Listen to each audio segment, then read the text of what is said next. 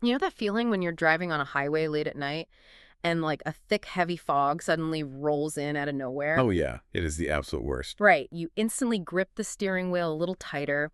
You lean forward toward the windshield. You turn the radio down. As if less noise will somehow help your eyes see better. Exactly. You slow down to an absolute crawl, and your entire world, your whole reality, shrinks to just the 10 feet of damp pavement illuminated by your headlights. Yeah, You're moving, technically speaking, but you feel completely stalled. You have no idea what's happening just beyond that gray wall. it is deeply, profoundly uncomfortable. I mean, Yeah. you lose your sense of direction, your sense of scale, and your sense of progress. Yeah, you really do. You're just suspended there, waiting for the weather to break. Exactly. And that feeling of suspended animation, of waiting for the cosmic fog to finally lift, is exactly what we are plunging into today. So, welcome to this deep dive. We are thrilled you're here with us. We really are. Today, we have a genuinely fascinating stack of source material to explore. We're looking at a deeply unique forecast for the week of March 16th through the 22nd, 2026, and it was created by Tarot, by Hiso. Right. But I want to be clear right up front, this is not just a standard list of astrological transits or a generic horoscope. Far from it. This material takes a brilliant dual approach. It pairs rigorous astronomical and astrological analysis with a parallel sci-fi narrative. Which is so cool. It really is. The story is called StoryScope, the week the stars rewrote themselves. It is so incredibly immersive, and our mission today is to take these two parallel tracks. So the highly specific cosmic shifts happening above us and this really immersive sci-fi story and map them directly onto your life. Yeah, we're going to help you navigate a massive, undeniable transition. Because we are moving from a period of profound confusion and like seemingly endless delays into a moment of sudden, sharp, almost intimidating clarity. Okay, let's unpack this. Good. Set the stage for us. The overarching theme of this week, of this entire transit, is a fresh start. But it is a fresh start that demands your active participation, right? Right. It demands fierce discernment. And most importantly, it demands the courage to stop over-explaining yourself and to stop over-identifying with your old wounds. That is so hard to do. It is, but it's the absolute crux of it. The universe is essentially handing us a blank slate as this fog begins to thin out, but it's asking a very pointed question. Which is? It's asking, are you going to write a genuinely new story, or are you just going to copy and paste the old one into a new document? Oh, wow. Okay, let's start right where this entire transition begins, which is Monday and Tuesday, the breakdown. Yeah, the breakdown phase. Because before we can build anything new, the weak spots have to be exposed. In the sci-fi narrative, we are introduced to Captain Aaliyah Vance and navigator Cade Arlen, Right? and they are stationed on the Halcyon Ring, which is this massive orbital city on the very edge of the frontier. And for months, their entire expedition has been totally stalled. Just completely dead in the water. Yeah. Supply chains have collapsed, complex navigation algorithms are failing, messages are coming back completely scrambled. The great triumphant expansion of humanity has just paused. And then, the underlying instability suddenly reveals itself completely. System diagnostics across this massive ring world start exposing deep weaknesses that had been buried under like layers of daily routine. Right. We're talking severe structural stress in the outer docks, sparks flying from failing power It's relay. falling apart. Exactly. Even the leadership council completely fractures as people start viciously arguing over old established decisions that honestly no one had ever dared to question before. Right. Everything that was being held together by duct tape and optimism just snaps. And Elia, the captain, watches this chaos unfold in the council room and says something brilliant. What does she say? She says, weak foundations are a lot easier to fix when they finally stop pretending to be strong. Oh, that is so good. Which brings us to the exact astrological mechanism driving this kind of breakdown on Monday and Tuesday. Yes. Let's get into the mechanics. The source material explains that this period is explicitly designed to expose what feels unstable in our lives. We have a very specific mathematical event happening in the sky. Okay.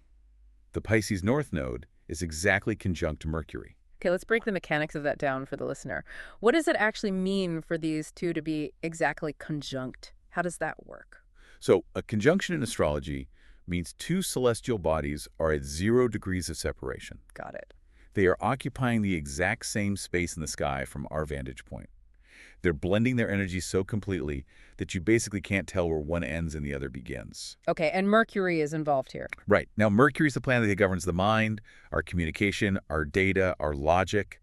The North Node represents destiny, our collective path forward, like the evolutionary pull. Okay. And Pisces is the sign of the boundless, the spiritual, the deeply intuitive ocean.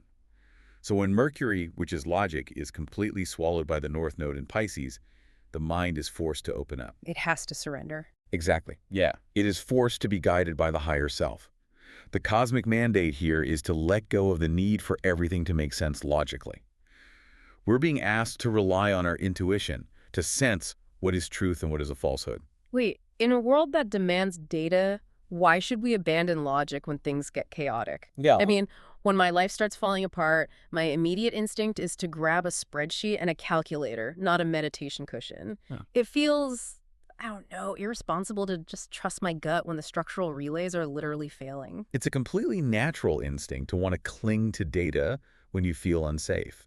But think about what logic actually is at its core. Okay. Logic relies entirely on existing data. It relies on historical precedent. It relies on the past. Right.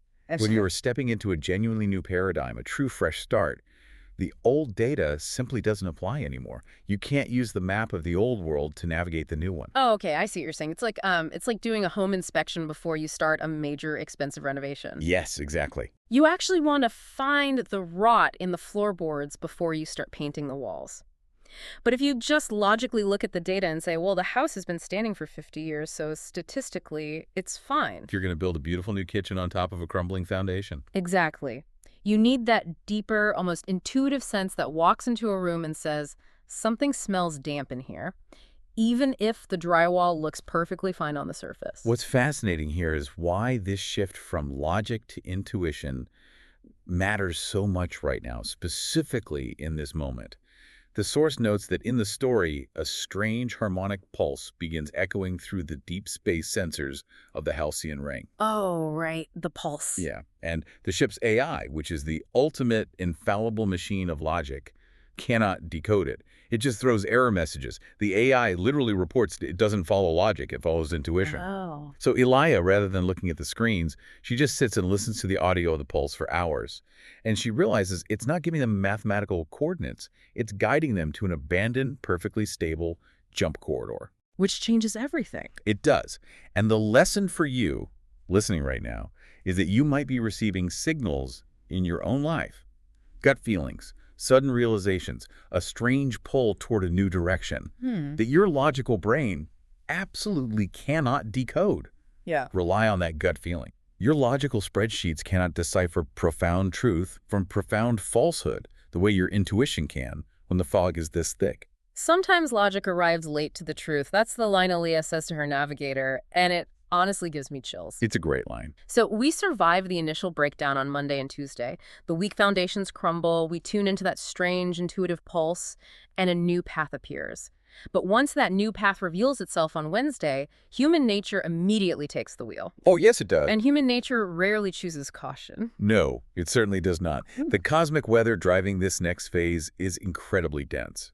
On Wednesday, we experience a new moon in Pisces, which the text calls a magical reset that officially closes an intense eclipse portal. Endings dissolve, new realities start taking shape. And we also have the sun in a sextile with Uranus. Let's define that really quickly. What is a sextile doing behind the scenes? A sextile is a 60-degree angle between two planets. It's an angle of opportunity and collaboration. It's not a forced event. It's more like a friend tossing you the keys to their sports car. Nice. I like that. Yeah, and Uranus is the planet of sudden breakthroughs and revolution. So when the sun forms this 60-degree angle with Uranus, the universe tosses you unexpected, brilliant curveballs and highly creative solutions. Which perfectly mirrors the story. Exactly. In the sci-fi story, this is the exact moment the discovery of the abandoned jump corridor becomes public knowledge. It absolutely electrifies the station.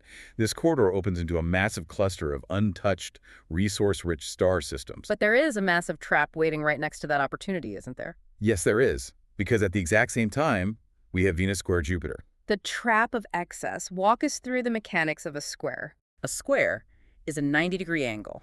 So unlike the helpful sextile, a 90-degree angle creates friction, tension, and a demand for immediate action. Okay. It's like a four-way intersection with broken traffic lights. Venus is our planet of desire, pleasure, and resources. Jupiter is the planet of massive expansion and boundlessness. Oh boy. Right. When they clash at this 90-degree angle, that friction pushes our desires into absolute overdrive. The source warns that this creates a very specific delusion about our own limits. We think we can do anything. Exactly. It's terribly easy to overdo it. You feel this intense urge to make a grand gesture, make a huge promise to someone, or make a massive treat-yourself purchase that your bank account is going to severely regret when the bill comes due. Here's where it gets really interesting. Yeah. In the story, the station just goes wild. The moment they realize this corridor exists, merchants immediately triple their prices. Yeah. Politicians start announcing these grand imperial expansions into the new systems before they've even launched a single probe to see if it's safe. Total overreach. Total overreach. People just lose their minds with excess because, as Navigator Cade points out, hope is addictive. It's exactly like going grocery shopping on an empty stomach. Oh, that is the perfect analogy for Venus square Jupiter. Right. You walk into that grocery store absolutely starving, and suddenly you genuinely believe you are going to cook a 5-course, Michelin-star gourmet meal from scratch tonight. You're throwing everything in the cart. You buy the $40 imported cheeses, you buy the weird sauces you don't know how to pronounce, you buy a commercial deep fryer because you suddenly think you're a pastry chef. Yeah. You are making grand, delusional promises that your future self is going to have to pay for and clean up. You completely lose touch with reality. And that delusion, that bloated sense of reality, is severely tested as the cosmic weather shifts again on Thursday. Yeah, Thursday gets intense. It does. We move from the high of excess into a much older, deeper reality check. We face an incredibly rare and intense alignment. Chiron conjunct Eris. The text points out this is the third and final peak of this aspect, and last time we saw Chiron and Aries conjunct in the sign of Aries was way back in 1971 to 1972. Which means we're dealing with massive generational cycles here. Let's look at the players. Chiron is known as the wounded healer. It represents our deepest vulnerabilities and where we feel broken. Okay. Eris is the goddess of discord. She's the disruptor who throws the golden apple to reveal the uncomfortable, marginalized truth that polite society wants to ignore. Ooh. Right? When they meet at 0 degrees, that powerful conjunction we talked about earlier, they reveal exceptionally ugly truths. Specifically, they reveal deep generational wounds around self-assertion, anger, and the fundamental right to exist without apology. Because if you think about the cultural energy of 1971 and 1972. Exactly. It was an era of intense social upheaval, civil rights battles, women's liberation, and anti-war protests. It was a time when people fundamentally refused to be marginalized or told to wait their turn any longer. The friction was palpable. And the source material is so blunt about how this applies to us individually today. It says, this transit is the moment we realize how often we have swallowed our truth to stay acceptable, manageable, likable, or safe. We see this historical and personal wound play out dramatically in the StoryScope. We really do. The truth arrives like a blade for the crew. The station's archives are finally decrypted, and they reveal why that magnificent jump corridor was abandoned in the first place. Yeah. It wasn't because it was unstable or dangerous. Yeah. Years earlier, the original fleet commanders discovered it and deliberately suppressed the technology.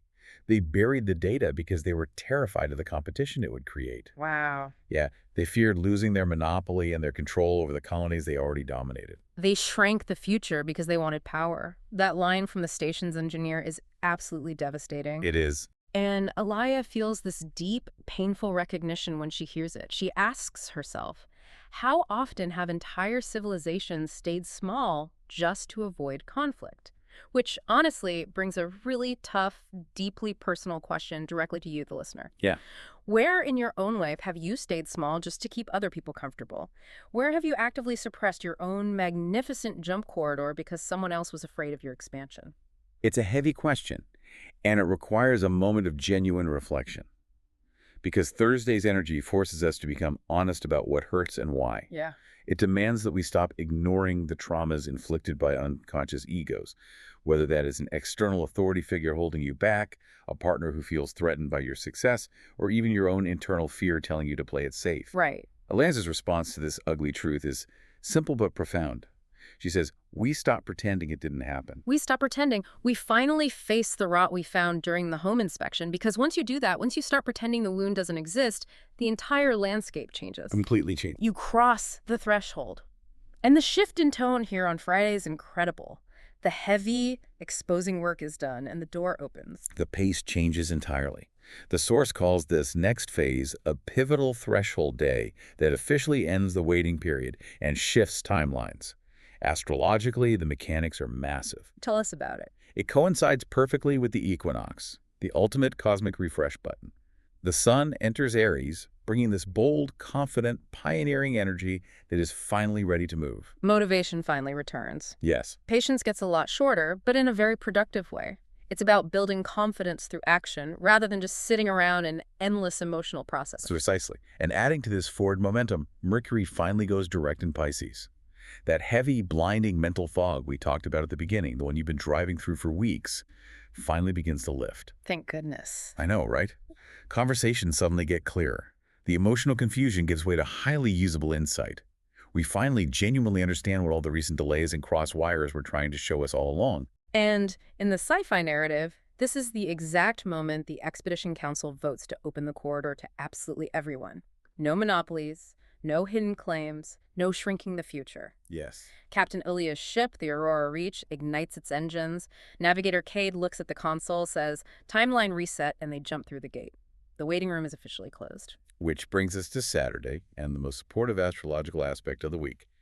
Mars trine Jupiter. Now, you need to explain this one because the text makes it sound like pure rocket fuel. What is a trine? A trine is a 120-degree angle between two planets. If a square is a traffic jam, a trine is a freshly paved, wide-open highway on a slight downhill slope. Oh, I love that. It is an angle of perfect, uninterrupted flow. The planets aren't fighting each other, they're passing the baton flawlessly. Mm-hmm. Mars represents our drive, our action, and our willpower. Jupiter represents massive expansion and luck. So when they form a trine, your action effortlessly creates expansion. It provides immense support exactly at the right moment. It's a massive green light after all those delays, encouraging us to pursue our goals with a sense of natural, effortless momentum. Okay, I have to stop you there because I'm genuinely confused. Okay, what's up? You just spent the last 10 minutes telling us how we are digging through deep generational trauma, confronting the ugly truth of our own marginalization, and fighting for our right to exist. Right. Now, suddenly, it's a perfect flow. How do we go from painful, terror-inducing reality checks to effortless momentum in the span of 48 hours without getting severe emotional whiplash? It's a completely fair question. It sounds contradictory, but it's actually cause and effect. Okay. The flow only arrives because you did the painful work of the square and the conjunction. You cleared the rot. You stopped pretending. The source material specifically emphasizes that this new expansion must come through aligned action. Aligned action. Oh, right. Think about the story. They jump through the corridor and find these breathtaking golden worlds and crystal oceans. The journey, which used to take years of grueling travel through indirect reads, now only takes a few days. Wow. Cade is leaning against the railing, watching alien suns rise, and he says, funny thing about doors. When you approach them properly, they open. And Ilya laughs and replies, much easier than kicking them down. You don't have to force your life to happen anymore. If you are exhausted from kicking down doors, maybe you're simply at the wrong door, or you're approaching the right door with the wrong desperate energy. Exactly. Kicking down a door requires force because there is resistance. Yeah. But when you are aligned, when your actions are guided by your intuition, proper timing, and emotional intelligence, there is no friction. Yeah. The trine provides steady, meaningful momentum. You literally just turn the handle and walk through. When the fog finally clears, you can actually see where the handle is. That makes perfect sense. So we've had the breakdown, the delusion of excess, the ugly truth bomb, and the beautiful breakthrough. You'd think the universe would give us a day of rest to enjoy the crystal oceans, right? You would think so. But the universe loves a plot twist. It isn't quite done with us yet. The transit ends by initiating what the source calls a generational turning point, starting on Sunday. Yes, the energy scales up massively here, moving from personal breakthroughs to collective shifts. On Sunday, the sun conjuncts Neptune. Okay. Neptune is the planet of profound idealism, spiritual passion, creative fire, and even hero fantasies. It brings powerful intuitive surge. But, and this is critical, but Neptune is also the planet of illusion. The text warns that under this transit, it is incredibly easy to see exactly what we want to see. You have to ask yourself, is this an oasis I'm looking at, or is it a mirage? And this energy doesn't just pass in a day. It expands heavily over the next few days. Between March 22nd and the 25th, the Sun conjuncts both Neptune and Saturn. Correct. And that specific combination, the Sun illuminating both Neptune, the planet of illusion, and Saturn, the planet of harsh, undeniable reality and structure, causes reality checks to arrive in crashing waves. Oh, boy. Yeah, the universe is going to dissolve illusions on a mass scale. Systems, institutions, or relationships built on smoke and mirrors will start showing highly visible cracks. Narratives that felt completely convincing just a week ago will lose all their credibility. This translates so beautifully into the final, lingering scene of the StoryScope. The momentum of the fleet is incredible. Hundreds of ships are moving smoothly through the corridor, beginning to build a new civilization. Right. But in the quiet moments after the excitement, Elia is sitting alone, studying the sensor readings again. That harmonic pulse, that signal is still there. It's a haunting melody, undeniably beautiful, but still uncertain. Yeah. And Elia says, inspiration is like fog over a sunrise. It can make the light look absolutely magical, or it can hide the cliffs right in front of you. It's a stunning, perfect metaphor for Neptune's dual influence. But I have to play devil's advocate here. Isn't inspiration exactly what we need?